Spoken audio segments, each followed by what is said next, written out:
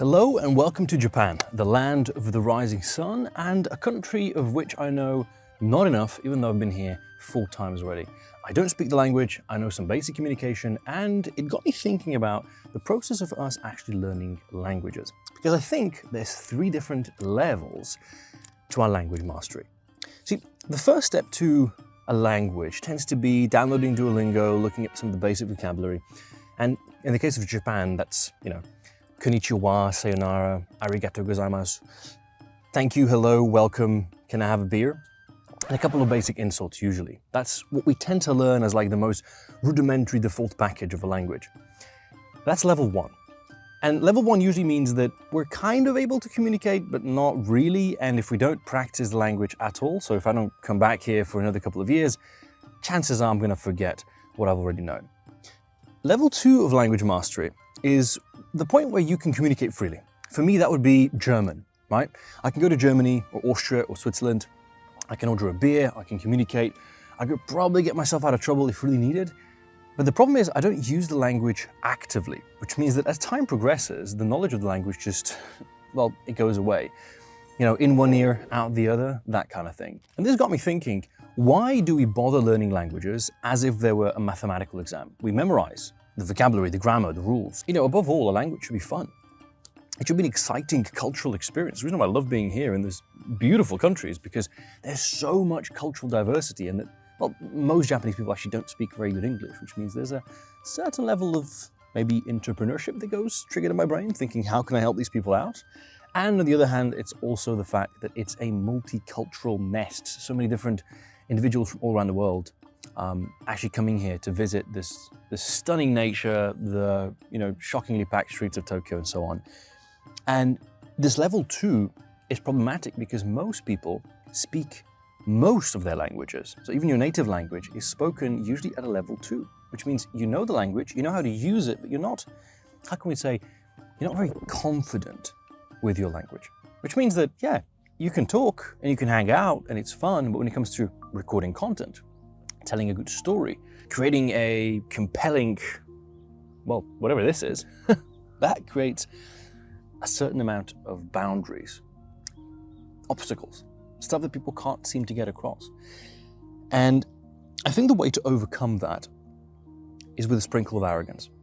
And that comes with mastery, which I think is level 3 of a language. And mastery is a level that I think very, very few people ever attain in one language, let alone in several languages. So again, I was born and raised in a tiny country in Europe called Slovenia. My native language is Slovenian. And I speak it, I believe, at a level 2. I'm not a master of the language. I still make, believe it or not, grammatical mistakes in it. I use the wrong prepositions or whatever other weird rules that we have in our language. But I do think I've started to breach into the master level of English, and that took years, thousands of hours, travel abroad, right? And I think it does require that sprinkle of arrogance. And what I mean by that is that there's this often conflated feeling between what confidence and arrogance are. And I think when it comes to a language, the reason I say arrogance is with a purpose. And the purpose is that you have to be so confident in your voice, in your ability to perceive, portray, explain, showcase, whatever it is that you want to showcase. In this case, maybe it's Japan, or maybe it's the 3 level of languages.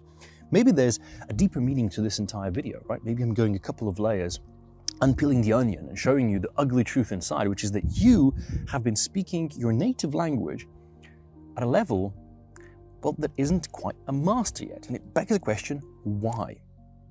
Why don't you speak like a master? And why should you speak like a master? I mean, is that the goal? Is the attainable goal that you speak your language so well that you can communicate all of your desires? That you can express yourself freely? That you can tell stories with such congruency that everybody just peels to the screen? Because in my opinion, those are all very appealing things. And they are the reasons that I've gone forward and started mastering my English. Now, that's just one language. And rest assured, if I wanted to master Japanese, it would take probably a couple of 1,000 hours. First, of course, learn the language, yes, which is level 1. Number 2, start speaking it freely, which means that I can actually go into a Japanese place that's filled with natives and start mingling with them, because otherwise I will just be, as the Japanese call it, gaijin, which is the foreigner, the outsider.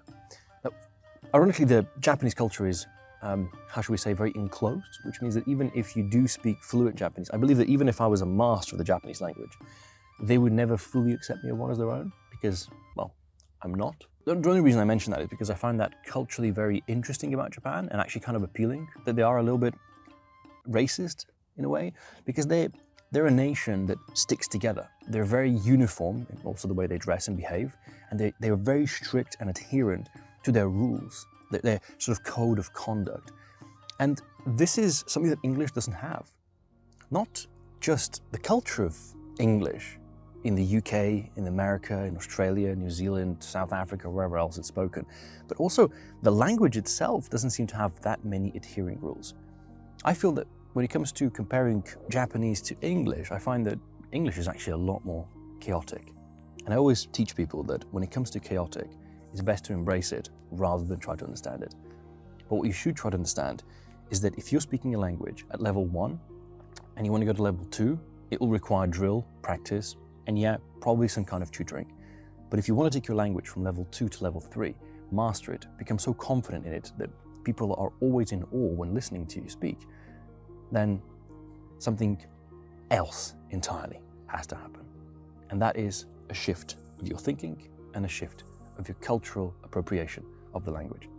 You have to really go deep and master your voice. But if you do, a whole world will open up for you.